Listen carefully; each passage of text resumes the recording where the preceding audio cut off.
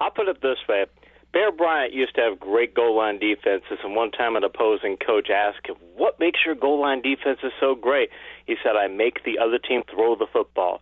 He said, that's the whole key to goal line defense, because if they run it, they're probably going to get it in. He said, I want them to put the ball in the air. Ball could get dropped, ball could get tipped, quarterback could get sacked. There's so many things that can go wrong on a passing play. They can if you're doing a straight running play, to try to get a yard. Same rule applies here. Why it's not only do you not throw the ball to Lockett because who Lockett is or who actually and where he is in the Seahawks talent level, but it's also what happens if you throw that ball to the inside.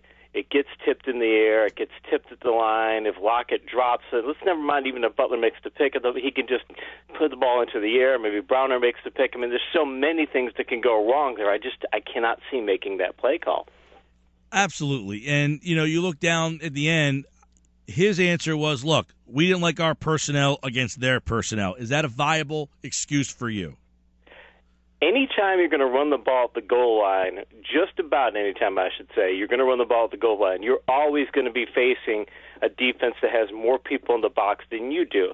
Let's say you just decided, it's in the middle of the ball game and you're at the 1 yard line, you decide to do a dive. You've got the quarterback, he can't block. You've got the running back, he can't block. You're going to have 9 blockers, and you're going to have 11 defenders inside what they call the box, inside the tackle box. So you're always going to be running against negative numbers there. You're almost never going to face a situation where you've got equal or positive numbers there, unless you're spreading things out. Unless say you're at the 4 or 5 yard line and you go to a 4 wide receiver set or something like that, you might then face a favorable matchup there. But otherwise, you're always going to be going against loaded numbers. So yeah, it's technically you don't want to go against loaded numbers if you can avoid it, but at the goal line you can't avoid it anyway. So why try and pass? No question, and a lot of people just railing on the Seahawks for not running the ball there. Again, I said I didn't have a problem if they want to throw with Wilson, get him out of the pocket. He can either run it or throw it out of the back of the end zone. But obviously, most people saying, why not just hand the ball off to Lynch? The big question really is the play that they called. Out of every play you could come up with, that might have been the worst of the options that they have in their playbook. Yeah, it's an inside. It's an inside play. You're going. You're running towards the middle of the field. Like if you're running, like if they went on that play and said, okay, we're going to throw a bubble screen to Lockett, which you really don't want to run bubble screens. But in that situation, you might be able to do it because you've got man coverage. You only have one defender. You've got if your receiver can block that defender and get just a little bit of a wall against Butler, who was behind the other receiver. Or the other defender, if you can get there, you can do it. Yeah, that's the kind of play you might want to run if you're going to run that kind of a passing play. What gets me is, if you remember the miracle catch, right after they make the miracle catch, the receiver's forced out of bounds, and the Seahawks come running downfield, and the play clock runs all the way down to 3 seconds, and they take a timeout. It makes you think, well, the Seahawks didn't know what they wanted to do on that play because, they said, well, geez, we're not, we think we're going to throw this long pass, we're going to hit this big pass, but they hit it and then they're not sure what they want to do in the next play. They take a timeout. That's when they run the Lynch, and then they don't. Then they come to this play where they have to throw the pass to Butler, picks off. So that was 2 times in 3 plays where the Seahawks either didn't know what they wanted to run or ran a play that makes you go, wait a minute, didn't you guys think about this? And it reminds me of an old Bill Walsh story where he said they lost when he was coaching for the Bengals in the 70s. They lost a game in the 70s because he didn't know what he wanted to call in advance near a set of plays at the end of the game. I'm thinking the same thing here. Seahawks didn't really know what they wanted to do when they get into this particular situation, and it showed. I was going to follow up with that. A lot of people wondering how come New England didn't call timeout. Then some people suggested, Casey, that they were saying, we're not going to call timeout. We're going to try to win the game with our defense on the field. And that really turned frantic. And that Seattle actually looked like that they got a little confused and didn't know what was going on. Yeah, I'd like to think that New England said we want to trust our defense because if you do call the timeout, you're essentially telling the defense, okay, we think they're going to score. So you're almost pulling the Mike Holmgren, the instance in the Super Bowl where you let them score. You're almost telling the defense that you think they're going to score. I'd like to think that's why they did that. I'm not sure that's the case. Maybe it was, maybe it wasn't. Maybe they're trying to send a message, or maybe they just said, and maybe it was just a simple matter of, hey, either we win it here or we lose it here. It's one thing to say about coaches. They can always make a decision in the game that says this is the point where I'm going to decide the game. That could be what happened there. But it looked like both teams were not really – they didn't keep their poise in the game management situation at that point is what it looks like. Yeah, and then Seattle obviously throws that pass. They end up throwing the interception there. The question that I was asking yesterday, because, again, everybody – it's easy just to say, why not run the ball? And I agree. Why not just run the ball? But what if they get stopped the first time? Now, Lynch is one of the best, but he was 1 for 5 during the season on the goal line from 1 yard out. And in this game, 0 for 2 when they needed a yard. They had a 3rd and 1 earlier in the game he did not get. They had another play where he needed 1 yard on a 3rd down, and he was not able to get that yard. So 1 for 7 in trying to get 1 yard. What if he did not get the yard? Then what was Seattle to do? Because then they got to call timeout. Now you have no timeouts. And if he gets stopped again on 3rd down, now you're really in trouble. There's a lot of different things you could do. You talked about getting Wilson out of the pocket. You could do that. You could sneak Wilson. He's not the biggest guy, but okay, go ahead and sneak him in. You could do that. You could also, I would think you could put in a second running back. You might have put in a fullback and do a quick fullback dive. Because one of the reasons that New England was beating them, stopping the short yardage plays is they're getting penetration. You do a quick fullback dive, though, where you've got an I formation in the backfield, and you've got the fullback as the up back. And instead of having the fullback block, you just do a quick handoff to him, and he just does a plunge toward the line.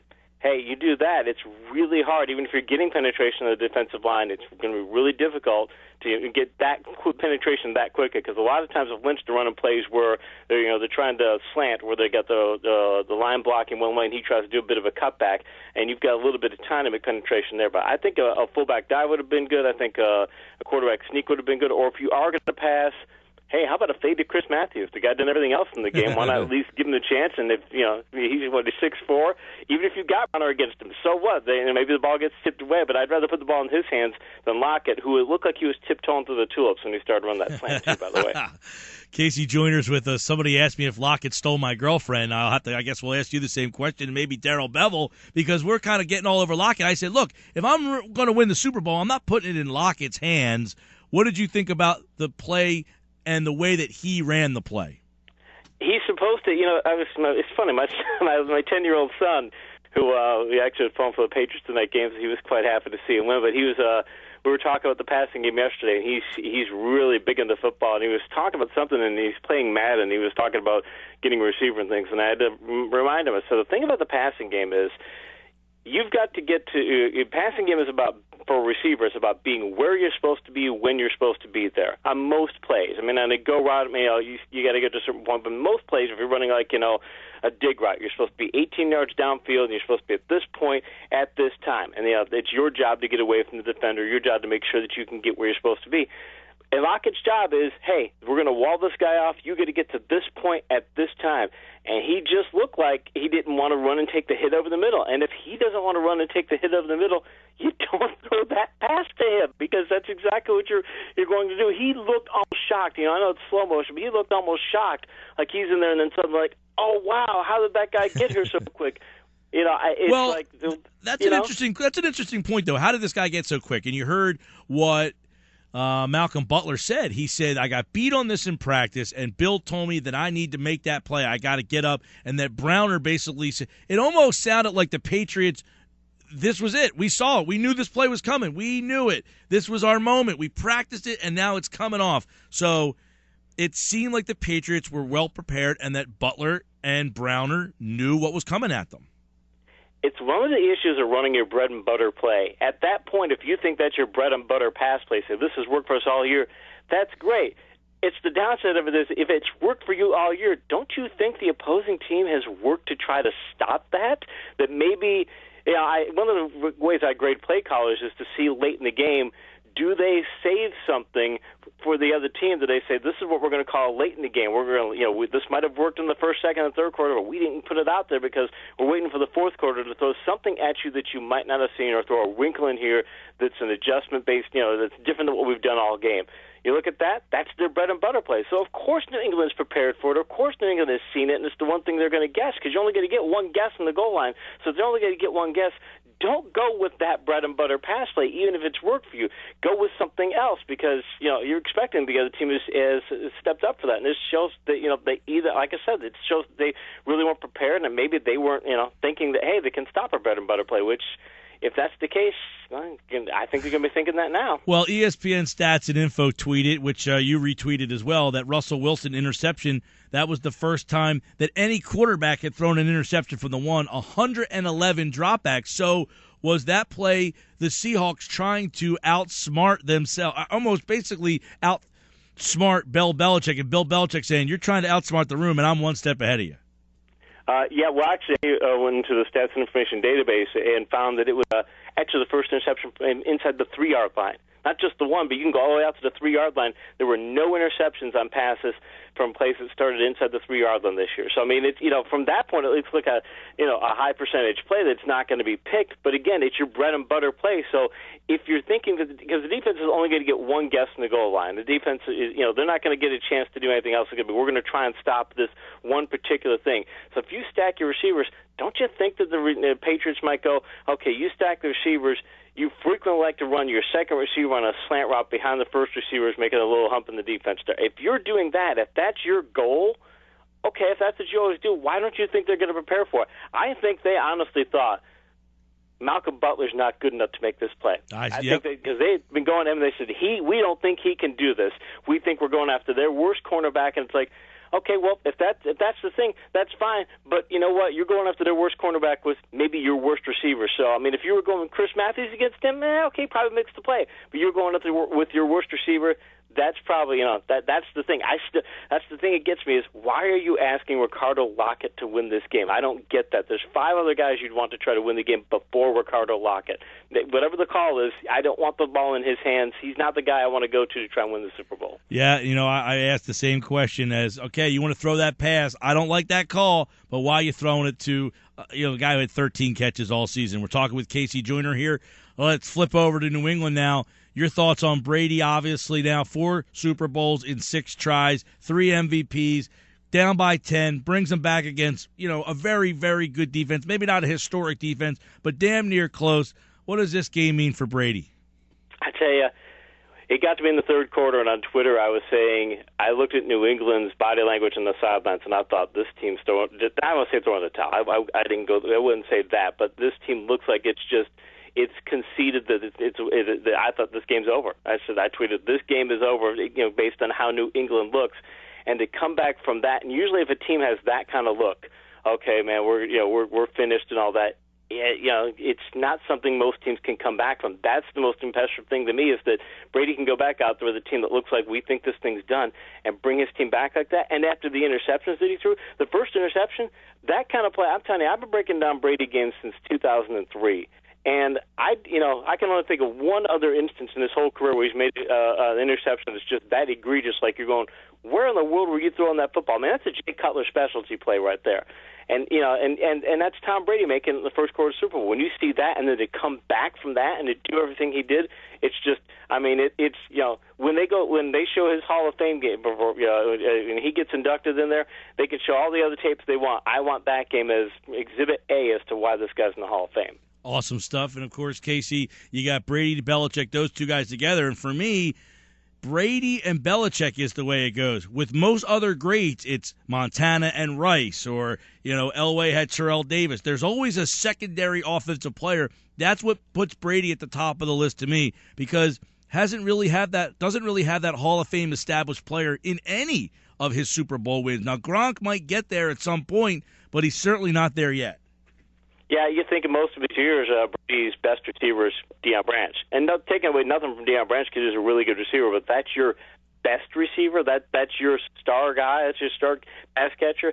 Man, that's the same thing of running backs. Occasionally he'd have really good running backs, but most of the time he said just run-of-the-mill running backs, and you look at what he's done. And I'm telling you, I've done I've got my bad decision rate metric I've been doing for just over a decade now, and over those 10 years, there's no quarterback that's ever done better in that metric on a consistent basis.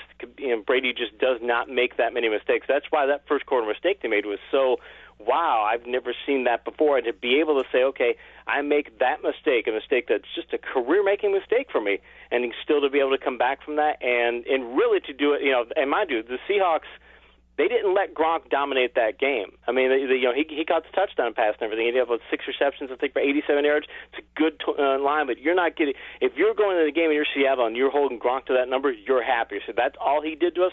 Great, we think we can win the game. So Gronk doesn't dominate, and Brady makes a couple of interceptions that are unlike him, and he still throws 4 touchdown passes and still wins the game. I mean, it's awe-inspiring. Well, that and then moving forward here, which of these two teams, Seattle or New England, do you look at that still has more runs left in it? Is this the end of the line for Seattle with a loss like this, or do you think they rebound? Obviously, Brady, as long as he's around, they're probably going to be in the mix. I think Brady can get another couple of runs out of them. It depends for Brady and the Patriots. It depends on what I think Indianapolis and Pittsburgh do. I think those are the teams, or also maybe Manning. Definitely Manning. If if Denver can find a way to not ask him to throw the ball 600 times, if Denver can find a way to actually let Manning, find a way to keep Manning healthy in Week 16 and during the playoffs, up until then, and not wear himself out, they'll be okay. But I think they were one of the. I'll tell you, for this Super Bowl for Seattle, I think it might actually be the best thing to happen to them. It sounds crazy, like, oh, wow, this is a horrible, terrible loss. This is the sort of thing that's going to keep them from being complacent, that no matter what happens, even if they win the Super Bowl next year, the season after, they're still going to be able to look back at this and say, we should have had 3 in a row. If they win it next year, they're going to think we should have had 3 in a row. We need to go win another one to try and get back to 3 in a row. This will stick with them and haunt them, but in a good way to say, we want to make sure we never get this feeling again. I think it could be the best thing to happen to them as far as their dynastic aspirations of the future. ESPN.com's NFL insider Casey Joyner with us as we look back at that Super Bowl. I want to go back to that play one more time, the final play, obviously. The thing about that interception, is it Lockett, is it Wilson, or is it Butler who should get the most blame or most praise on that play? I mean, if Wilson makes a better throw, do they score? If Lockett runs a better route, do they score? Or is this just Butler not getting enough credit? I think Butler deserves a lot of credit, but if Lockett runs just a tiny bit faster, instead of talking about an interception for Butler, we're talking about pass interference. Somebody even was talking to someone on Facebook yesterday who said, "Hey, I think this is, I think he just ran him over." Well, he's going for the football. They both can go for the football. If Lockett is another 1 foot forward, 1/2 step forward, when that ball gets there, Butler's going through his back, and even if Butler makes the pick, they're going to throw a pass interference call. So I think it all falls down on Lockett. That it's not just, it's a good play call, but Butler makes a fantastic play, but Lockett's got to show that same kind of determination to go over the middle that Butler did to go over the middle, because that made the difference. Casey, obviously, New England now wins the Super Bowl. It's Brady's 4th. They move on with that. You look forward at that team here. I want to ask real quick about a guy like Edelman and the weapons that Brady has. That, to me, is what makes him the best, because he has won, I think, with the least. You look at some of these other great quarterbacks, they always have, we mentioned, somebody tied to them. Brady has won with the least. But a guy like Edelman, I mean, is he – because you look at Welker, he's hard to kind of judge because he went from Brady to Manning, and yet he dipped a little bit. And, he's been older, he's been banged up a little bit. But is a guy like Edelman a guy that if he's in another place, is he excelling like he does in New England? That's the thing about Welker when he was with Miami before he went to New England. He was a good receiver down there, but nobody would be talking about him as anything close to the best possession receiver in football. The Patriots just do such a good job of putting together possession football. Everybody talks about Bill Walsh back in the day where he ran his West Coast offense and things. But he's running a lot of his West Coast offense with Jerry Rice, and he's running a lot of his West Coast offense with Dwight Clark and Russ Francis for a time. A lot of really good pass catchers. And with the Patriots, over the years, since they started to ask Brady to throw the ball a lot, he had Moss that 1 year. But beyond that, most of the time... 50 touchdowns. Yeah, a great year, exactly. When he has a great receiver, look what he does. He has this all-time great season. I just, you've got these dink and dunk receivers. Most teams, I didn't even think coming to the Super Bowl that England was going to be throwing the ball as often as they did. When I looked at Seattle's defense, it was, hey, you can power run at Seattle, and New England can do that, but they're asking their quarterback to throw the ball 50 times, and they wanted to do that. And they said, let's go ahead and dink and dunk. And I think, Brady can make a lot of receivers look really good, but most of the time you say that about quarterbacks, you're saying that about top-notch receivers. You're thinking it's about downfield threats and things. And New England has almost no downfield threat this game, and they still win. It just, again, it's brilliant play calling, and it's brilliant quarterbacking. I mean, and this 37 years old. I mean, Favre did some great things in his 40s, but let's think about that. If Brady if he can last as long as Favre did, and he can go into, let's say, another 3 or 4 years, you might see another Super Bowl or two out of this team.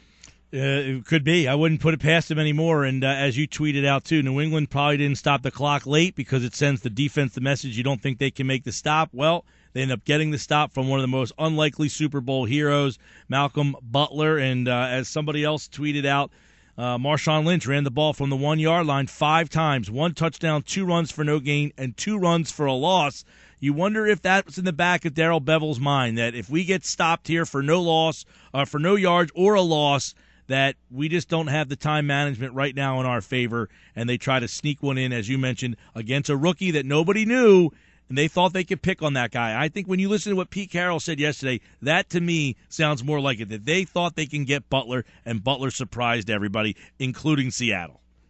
Yeah, and that's the thing. If you think that he's not good enough, and mind you, I was just watching some tape last night. I was breaking down the New England-Kansas City game last night, and Butler, the corner route that Kansas City ran against him, Butler, and when the guy went to go make the outside cut, he trips and falls over himself, and the guy just got 30-yard gain. So if you're watching tape, you're thinking, Butler's a guy we can go after. Yep. I mean, we had, 0 snaps in the against Baltimore, I believe, and he had only 13 snaps against Indianapolis. This is a guy who was almost never in the game. What he is, he gets beaten coverage, but that's the thing is that's what it comes down to is if you've got, I'd rather put Robert Turbin out there as a receiver and throw something out there that maybe New England would never think you'd do that. I mean, anybody else, yeah.